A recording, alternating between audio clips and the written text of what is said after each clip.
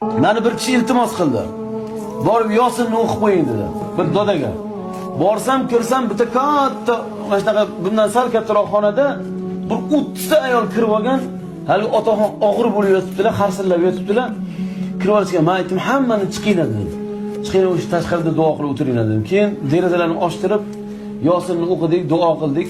Chiqayotganimizda o'g'illari Abdulloh aka degan bola ekan, o'g'illari tikoda olib keladilar. Menga aytdilar, "Qora aka" dedilar, "Ha, asrda bo'lasizmi hali?" dedilar. Endi ertalab bo'layotgan ish. Aytdim, "Ha, nasib qilsa nima edi?" dedim. "Yo, odamlarni qabrlarini tayyorlatib qo'ydim, anaqa-manaqa.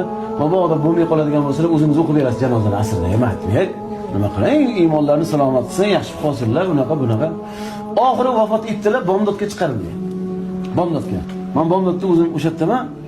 Keyin bu kishiga o'xshagan kichkina bola chiqdi. Vali bo'libdi. Men aytdim, "Ukam" dedim, "Adangiz chiqsinlar, Abdulloh akani chaqiring" dedim.